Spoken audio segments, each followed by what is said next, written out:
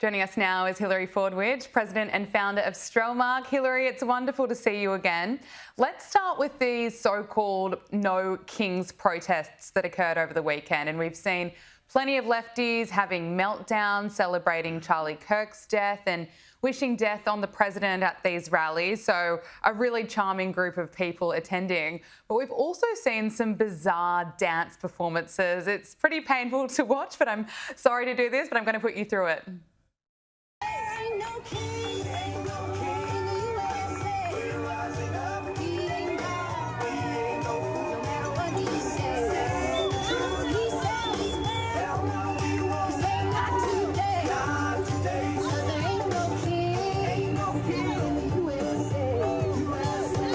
Oh, it doesn't stop. And then you look at the banners that they've got behind them. I mean, Hilary, can I get your reaction? And why do we so often see old people taking to the streets performing like this to make a point against Donald Trump?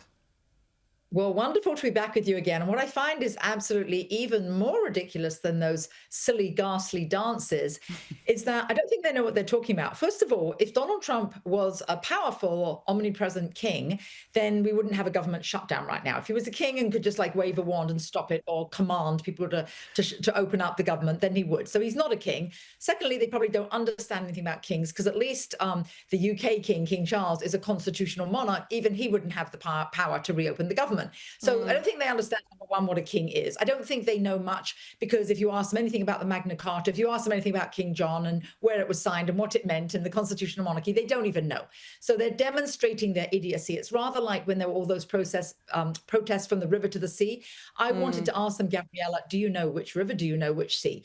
So I think they don't know what they're talking about. They're actually protesting something which actually isn't occurring. And then last but not least, when you said about their age, it's their age, but also all of those banners and everything was very well prepared. And there, of course, is a lot of speculation. And President Trump has said this.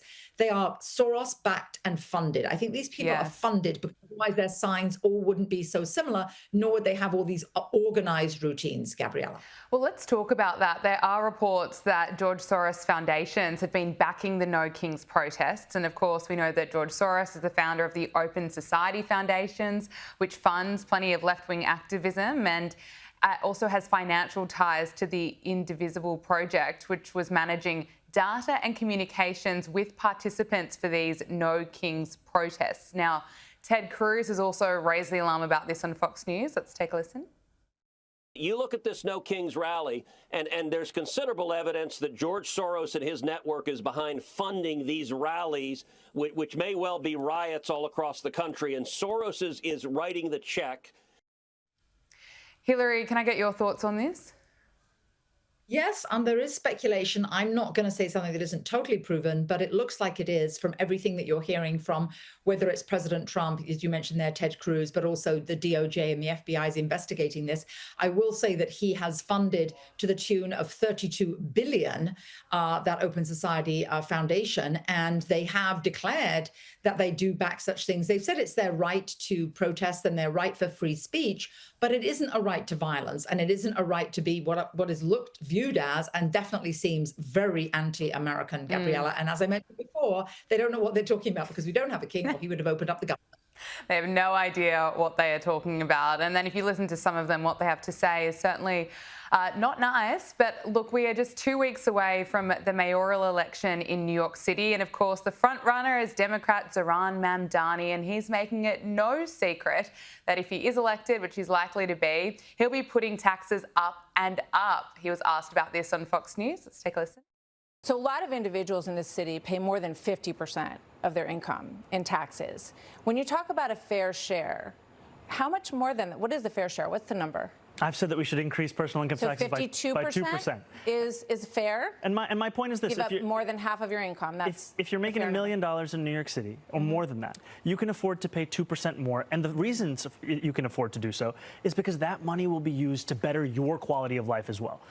As Margaret Thatcher famously said, the problem with socialism is that you eventually run out of other people's money. But Zohran Mamdani has also come under fire for posting a photo and smiling arm in arm with Imam Siraj Wahhaj, who's been accused of having ties to terrorism.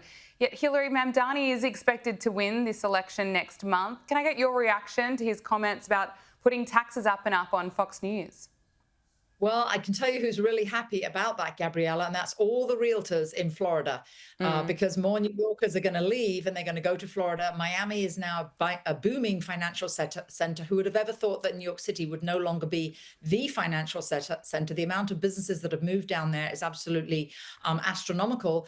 And then I would say also with regard to crime, he isn't advocating for more police on the streets. All the things that he just said there with regard to raising the taxes to 2%, those aren't things that he's also promising. He isn't. And I do think that the Jewish population in New York City should be very concerned, absolutely concerned, because you just mentioned who he had with him. And he has also even said, as an imam, he preached saying that he wanted marches of 10,000 people. And he's talked about obviously he's very anti-Semitic. And I think Jewish people in New York should be extremely concerned. Yeah, I think they are. Now, US Vice President JD Vance is on his way to Israel to meet with Benjamin Netanyahu to oversee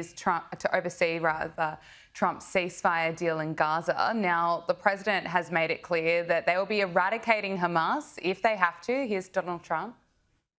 We made a deal with Hamas that, they're going to be very good, they're going to behave, they're going to be nice, and if they're not, we're going to go and we're going to eradicate them if we have to. They'll be eradicated, and they know that.